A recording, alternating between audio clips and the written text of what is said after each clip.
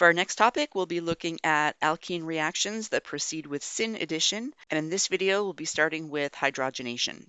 But first, let's pause for some definitions. We need to think about oxidation and reduction, or redox reactions, reduction and oxidation. And in general chemistry, you probably learned either oil rig or Leo says Gur. So oxidation is the loss of electrons, reduction is the gain of electrons.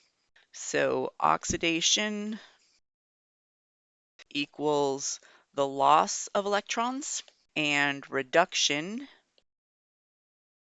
is the gain of electrons. With Leo says Gur, loss of electrons is oxidation, gain is reduction. Now, in organic chemistry, these definitions are true, but we tend to look at it from a different perspective. So within organic, we tend to think about reduction is the loss of carbon-oxygen bonds and or the gain of CH bonds. And then oxidation is the gain of CO and or the loss of CH. Now, there are broader definitions, not just focusing on oxygen and hydrogen, but also focusing on other elements. But this is going to serve us very well for the entire year of organic chemistry. So reduction, it is the gain of electrons, but we see that either in the loss of carbon-oxygen bonds or in the gain of carbon-hydrogen bonds, or both. Oxidation is the loss of electrons, but we'll often see that as the gain of carbon-oxygen bonds or the loss of carbon-hydrogen bonds. So let's take a look at a couple of examples. Here we have ethylene. We have an alkene, a carbon-carbon double bond. We can treat this with hydrogen and platinum, and what we will get is ethane. So what we've done is add hydrogen to each alkene carbon. So each carbon originally had 2 hydrogens, now it has 3 hydrogens. So this is a gain of carbon-hydrogen bonds. So this is a reduction. Here's a reaction we're going to look at next semester. If we have ethanol and we treat this with sulfuric acid, and this is called potassium dichromate, we can convert our alcohol to a carboxylic acid. Now, to begin with, this carbon is connected to 2 hydrogens. Now it's connected to no hydrogens. So we have lost CH. Furthermore, this carbon was originally connected to 1 oxygen. Now it's connected to 2 oxygens by 3 bonds. So this is a gain of carbon-oxygen bonds. And so this reaction is an example of an oxidation. So let's think about the reduction of alkenes. So if we have an alkene and we can convert it to an alkane, then that is an example of a reduction. So let's say we're thinking about a generic alkene plus hydrogen will give us an alkane. So this requires breaking a pi bond and breaking 1 sigma bond, but forming 2 sigma bonds. So bond breaking requires energy, so we have to put in 240 kilojoules per mole to break the pi bond, and we have to put in 435 kilojoules per mole to break the sigma bond. But then forming bonds releases energy. So one of these is going to release 435 kilojoules per mole. The other one, it'll release 435 kilojoules per mole. So we are putting in less than we are getting out. So this is an exothermic reaction. So this should be great. Here is the energy of our starting material, for example, our alkene, and let's say this represents the energy of our product, the alkane. Right, so this will be an exothermic reaction. Unfortunately, this requires a really large activation energy. So the transition state for this reaction is so high it would be off the page. And since there is such a high activation energy, this reaction would be really, really, really slow. So it doesn't matter about the thermodynamics that the reaction is spontaneous because the delta G is negative. But what does matter is that the reaction is so slow because it has an extremely high activation energy. We can combine an alkene and hydrogen, and we could come back in a year and we're still going to have an alkene and hydrogen rather than alkane. Instead, we need to use a catalyst. So remember, a catalyst will speed up the reaction. And often we might draw it like this, where here's our starting material, here's our product, and the catalyst offers a different pathway, which is going to have a smaller activation energy. So the catalyst speeds up the reaction, but then the catalyst is regenerated so that it can catalyze another reaction. Now, drawing it like this, however, is an oversimplification because often the mechanism with a catalyst is more complex than the mechanism without the catalyst. So maybe a more realistic representation, here's our starting material and it goes to form some intermediate and then forms another intermediate. It might be much more complex. The overall result is a much lower activation energy and so a much faster reaction.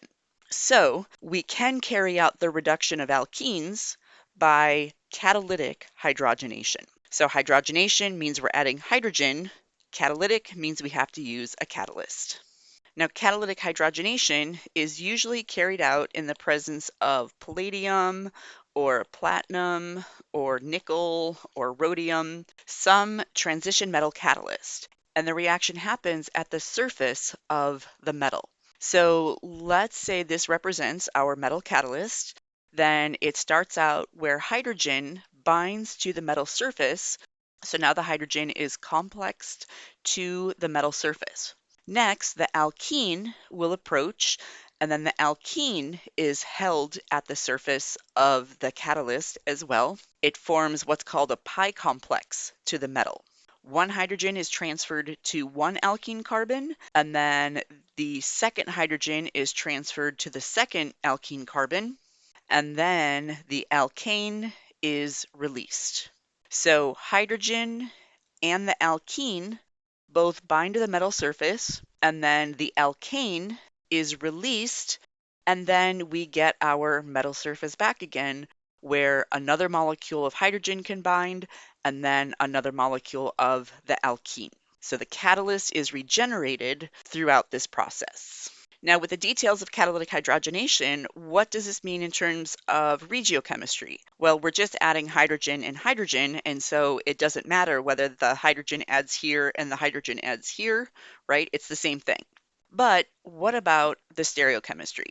So if we had 1,2-dimethyl cyclohexene and we carried out catalytic hydrogenation using hydrogen and palladium, do we get the cis product, which means both hydrogens would have added to the same face? Or do we get the trans product, which would mean one hydrogen added to the back face and one hydrogen added to the front face? Let's think about this mechanism when we have our hydrogen atoms bound to the metal surface and then the alkene binds to the surface. There's only one face of the alkene is close to the metal catalyst. So that means that both hydrogens are going to add to the same face of the alkene. So we get syn addition. Syn means both groups are added to the same face, leading to the cis product. So because both hydrogens add to the same face, this is syn addition, and we get this product, not this one. Now, what if we had an alkene starting material that did not have a plane of symmetry? Let's say we were looking at this, where we have a methyl group and an ethyl group.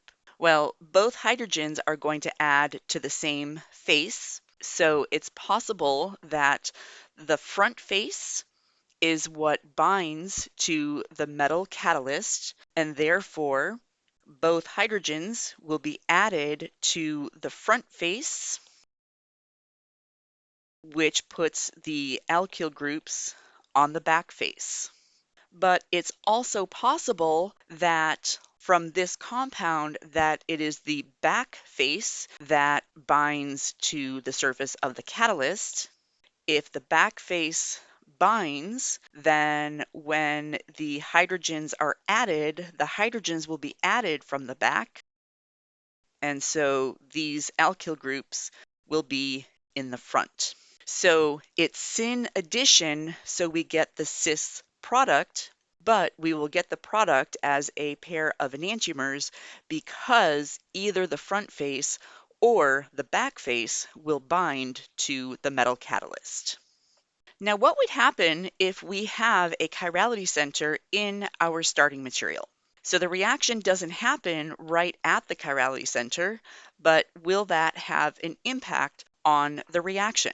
So I just pointed out that the ring could bind to the metal catalyst either from the front face or from the back face. So for our first example, if the front face binds to the metal catalyst, then that means the hydrogens are going to add to the front face and our alkyl groups will be back. And then this methyl group, the chirality center doesn't change because there's no reaction happening here. But if it is the back face that binds, then we would get our hydrogens added from the back face, and then our alkyl groups would be in front, and we still have this. Now, having this chirality center, is it going to make a difference? Actually, before we answer that, let's take a look at this one. Here, the same thing can happen. If the front face binds, then we are going to get the hydrogens in front and the methyls in back. Or if it goes the other way, then our hydrogens will be in back and our methyl groups will be in the front.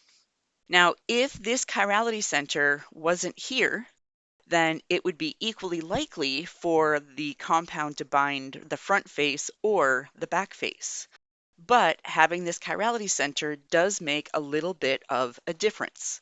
Let's imagine that this is the surface of the metal, and if this represents the molecule that binds, if we have a group sticking up like this, as opposed to having a group sticking down like this, well, it's going to be better to have this group away from the metal. Now, when this group is just a little methyl group, that's probably not going to make that much of a difference. And so it'll be better to bind to the back, which means this one would be our major product, but we're probably going to get still a significant amount of this one. However, if instead of a methyl group, if we're talking about a T-butyl group, well, now we've got this compared to this. Because this T-butyl group is so big and bulky, the alkene that would be on this ring probably can't even get close enough to the metal surface. And so we can't get addition to the front face, which means we're not going to get any of this, and we are going to get exclusively this product. So there is stereoselectivity because of the chirality center that is already present. And the extent of that stereoselectivity would depend on the size of the group that is interfering with the approach to the metal surface. Now, early this semester, we talked about using heat of combustion to be able to compare the energies of different compounds. And in that case, as long as we had the same molecular formula, combustion would lead to the same products, carbon dioxide and water. And so the heat of combustion would give us information on the starting point. Well, we can also use the heat of hydrogenation. So if we have alkenes that are isomers that would all lead to the same product, then we can use heat of hydrogenation to compare them. So for example, 1-butene, when it's hydrogenated, it gives us butane. Cis or trans 2-butene, they start out different, but when you add hydrogen across them, we end up with butane. So by measuring the heat of reaction, in this case the heat of hydrogenation, because they all have the same ending point, we can use the heat of hydrogenation to figure out the starting point. And so by using heat of hydrogenation, we see that the trans alkene is about 4 kilojoules per mole more stable than the cis alkene, and that these disubstituted alkenes are more stable than the monosubstituted alkenes. And so this gives the same results as what we saw by heat of combustion. But I just wanted you to be aware that heat of hydrogenation can also commonly be used to give us information about the relative energies of our alkenes.